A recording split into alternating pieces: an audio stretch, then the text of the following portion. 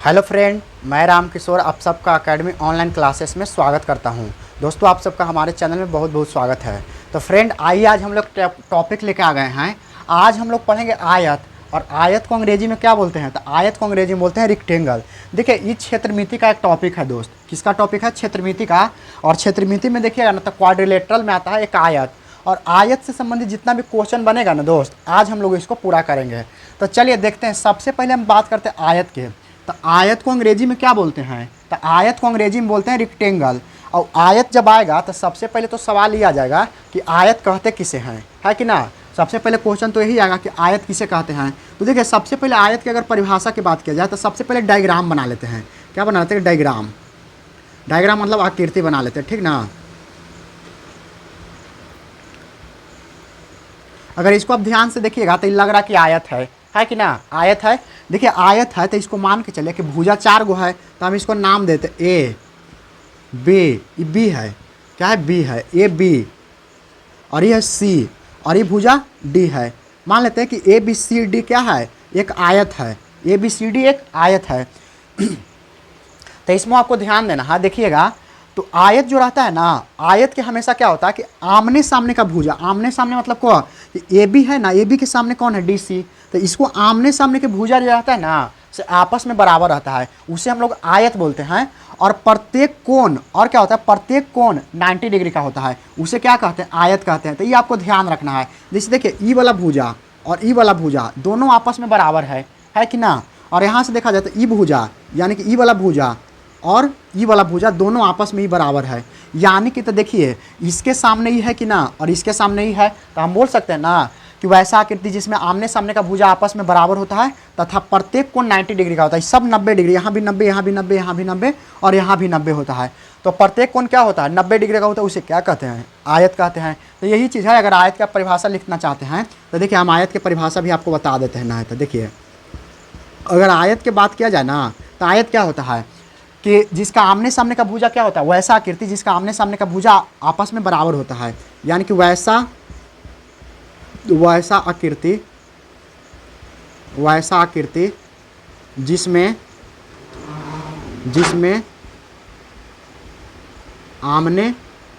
आमने सामने के भुजा,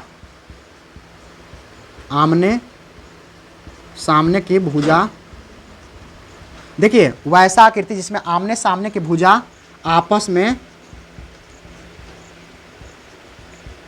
में बराबर होती है।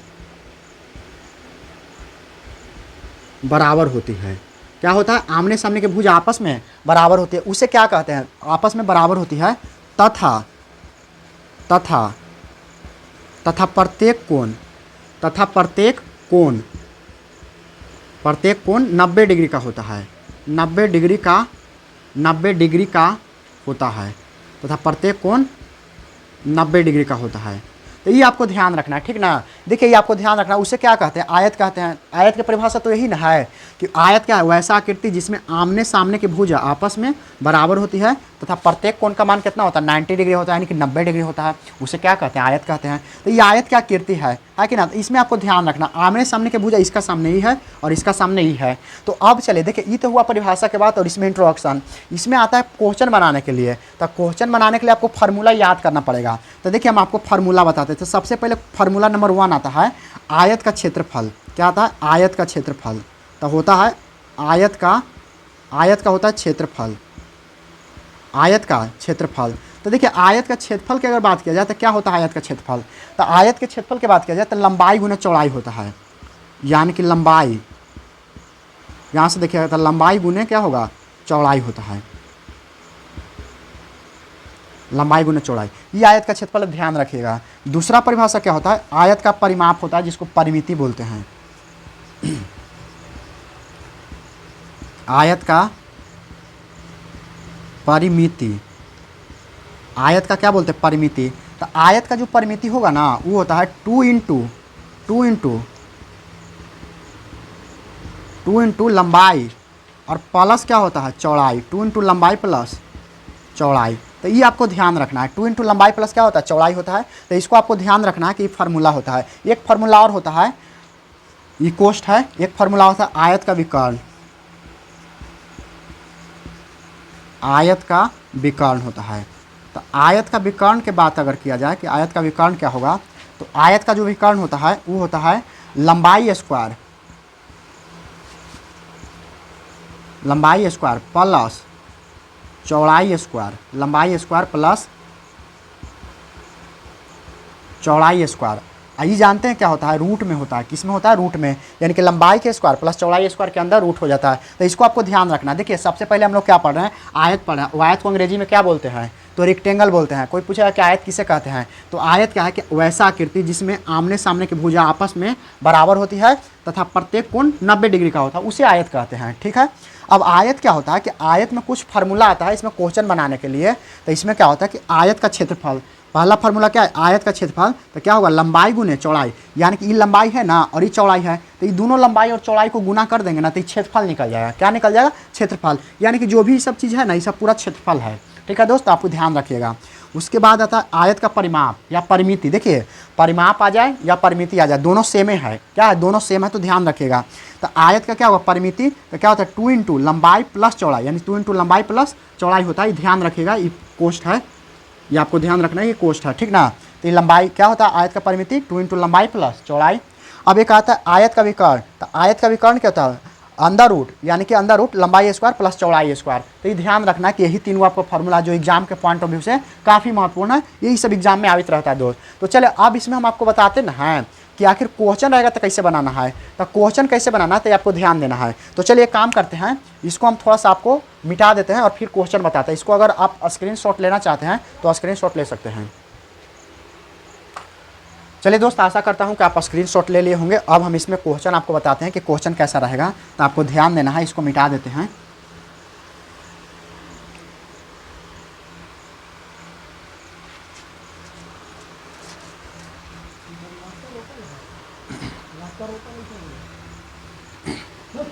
अब देखिए, अब हम आपको बताते हैं क्वेश्चन। क्वेश्चन मान के चले कि ऐसे रहेगा। क्वेश्चन क्या रहेगा कि किसी आयत की लंबाई, किसी आयत की लंबाई, मान के चले किसी आयत की लंबाई जानते हैं कितना है, 20 मीटर देवल है, 20 मीटर, तथा चौड़ाई किसका रहेगा, आयत की, तथा चौड़ाई बराबर मान के चलिए ना कि कितना है, 10 मीटर है। देखिए आयत की लंबाई कितना है, 20 मीटर और चौड़ाई 10 मीटर है। तो आयत का क्षेत्रफल, परिमिति तथा विकर्ण की लंबाई कितना होगा, तथा विकर्ण का मान कितना होगा,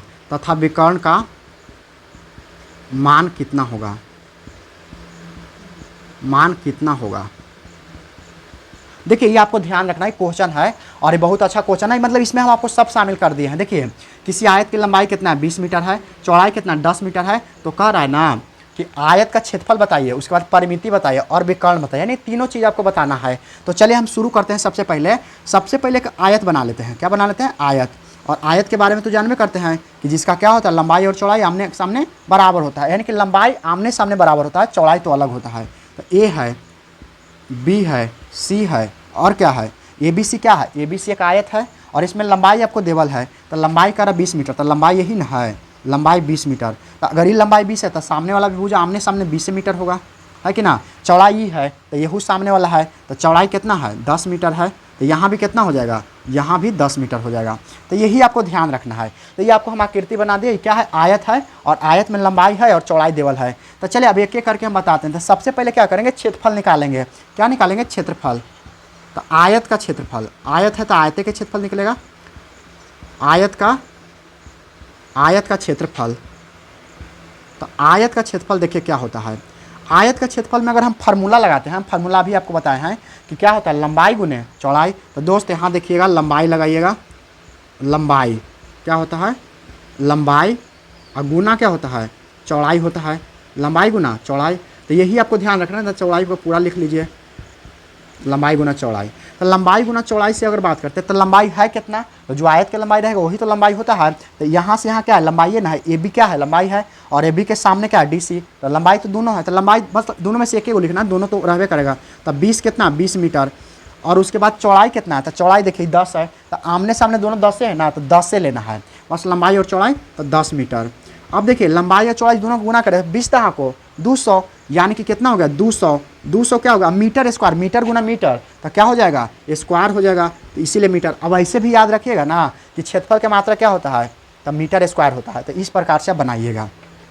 चलिए दोस्त और भी देखिए, और भी क्वेश्चन हम आपको बताते हैं कि अब देखिए अब क्या है, कह रहा है कि परिमिति भी निकालना है। क्या निकालना है परिमिति, तो आयत का क्या हो जाएगा परिमिति, आयत का परिमिति, परिमिति देखिए परिमिति कहिए या परिमाप कहिए, दोनों क्या होता है, दोनों सेमे होता है, दोनों सेम होता है, ध्यान रखिएगा। तो क्या होता है परिमिति, तो इसमें फार्मूला होता है 2 इंटू लंबाई, 2 इंटू लंबाई प्लस चौड़ाई होगा, 2 इंटू लंबाई प्लस क्या होता है चौड़ाई होता है, तो ये ध्यान रखिएगा। अब देखिए मान पुट कर दीजिए, तो मान अगर पुट करते हैं तो देखिए 2 न है तो 2 तो यहाँ कर देंगे, और इंटू लंबाई कितना, तो लंबाई 20 है, लंबाई कितना है 20, और प्लस चौड़ाई कितना है 10 है, तो 10 कर देंगे। अब इसको बराबर करते हैं, तो देखिए 2 है ना, 2 इंटू तो 2 कोष्ट के हल करिए, तो कोष्ट के हल करते 20 है 10 30 हो जाएगा, और ये कोष्ट हटेगा तो इंटू गुना में आ जाएगा, तो 30 और 30 दूना 60 हो जाएगा। इसका मतलब है कि 60 मीटर आ गया। क्या आ गया, ये 60 जो आया ना, ये आपको आया क्या, ये 200 मीटर था कोच, मीटर का क्षेत्रफल, ये 60 मीटर आया, क्योंकि परिमिति हमेशा मीटर में रहता है, तो ये 60 मीटर क्या आ गया परिमिति आ गया। यहाँ नीचे कोई दिक्कत नहीं, क्लियर है ना सब। तो चलिए अब आते हैं, यहाँ से कर देते हैं दोस्त आपको ये क्वेश्चन और है, करा कि विकर्ण देखिए आज क्षेत्रफल हमारा निकल गया 200 मीटर, परिमिति निकल गया 60 मीटर, और हमारा एगो तो बचा है ना विकर्ण का मान कितना होगा। तो देखिए विकर्ण का मान निकालने के लिए क्या करते हैं, विकर्ण, अच्छा विकर्ण किसका, आयत के है, तो आयत लिख देते हैं। तो देखिए आयत का विकर्ण, तो आयत का विकर्ण के फार्मूला हमारा हमको पता है, हम आपको बताए हैं कि विकर्ण क्या होता है। तो विकर्ण होता है अंडर रूट, यानी कि पहले रूट कर दीजिए और उसके बाद क्या करिए लंबाई के स्क्वायर, यानी कि लंबाई स्क्वायर और प्लस चौड़ाई स्क्वायर। देखिए यहाँ हम शॉर्ट में लंबाई और चौड़ाई लिख रहे हैं, ठीक ना, तो आप समझ जाइएगा। तो देखिए लंबाई का मान पुट करेंगे, यहाँ तक दिखाई पड़ रहा है ना, ठीक है ना। तो चलिए आइए देखिए यहाँ, अब लंबाई कितना था, तो लंबाई कितना देवल है, तो लंबाई 20 मीटर, तो कह रहा है कि रूट तो करवे करिए, अब 20 है, तब 20 देखिए लंबाई स्क्वायर है ना, तो क्या करेंगे लंबाई के स्क्वायर कर देंगे, और प्लस चौड़ाई कितना है, तो चौड़ाई देखिए 10 मीटर देवल है, कितना देवल है 10 मीटर, इसका मतलब 10 के क्या कर देंगे स्क्वायर कर देंगे। अब फिर से इसको हल करेंगे, तो देखिए ये 120 नहीं है, लगेगा कि 120 है, 20 ना केवल 20 है और 10 है, ठीक ना, अगर ये केवल 20 और 10 है, देखिए यहाँ प्लस है, इसको ध्यान रखिएगा, यहाँ प्लस है यही कोष्ट है। तो देखिए 20 के स्क्वायर करिएगा ना, तो 20 करिएगा तो 400 होता है, तो यहाँ आपका कितना आ गया 400, और प्लस 10 के स्क्वायर करिएगा तो कितना हो जाएगा 100 हो जाएगा, 10 दहा को 100। अगर इसको आप हल करिएगा ना, ये दोनों को जोड़िएगा तो जानते कितना आएगा 500 आ जाएगा, ठीक ना। अब 500 के अगर वर्गमूल कर दीजिएगा ना, तोड़िएगा निकालिएगा, तो इसको आ जाएगा जानते हैं देखिए हम इसको अगर तोड़ेंगे ना तो कितना होगा 5 गुना 10 गुना 10 तोड़ सकते हैं, तो इसको हम ऐसे कर सकते हैं दोस्त 5 गुना 10, और जिसका पेयर बन जाता है ना उसको हम बाहर निकाल देते हैं, देखिए 10 का पेयर बन रहा है तो एक 10 बाहर निकल जाएगा, क्योंकि इसका पेयर जोड़ा बन जाता है तो बाहर निकल जाता है, लेकिन 5 का कोई जोड़ा नहीं बन रहा है, तो इसका मतलब 5 को अंदर ही रह देंगे, लेकिन 10 बाहर निकाल सकते हैं। तो इसका मतलब कितना हो गया, इतना मीटर हो गया क्या विकर्ण, यानी विकर्ण की लंबाई कितना आ गया 10√5 मीटर हो गया। तो यही आपको ध्यान रखना है। तो देखिए जो चीज़ दिया हुआ है, सबसे पहले क्वेश्चन था, तो ये क्वेश्चन को हम लोग हल करने के लिए क्या किए कि सबसे पहले एक आयत बना दिया, आकृति बना दिए, और उसके बाद जो दिया हुआ था उसको लिख दिए। देखिए मान के चले कि यहाँ है ना,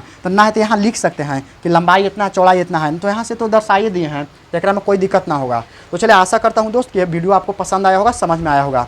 देखिए इसका एक पार्ट 2 वीडियो लेकर भी आएंगे, और उसमें आपको अलग अलग प्रकार के क्वेश्चन कराएंगे। तो दोस्तों अगर आप इस चैनल पर नए हैं तो चैनल को सब्सक्राइब कीजिएगा, वीडियो को लाइक कीजिएगा, और अपने दोस्तों में शेयर जरूर कीजिएगा।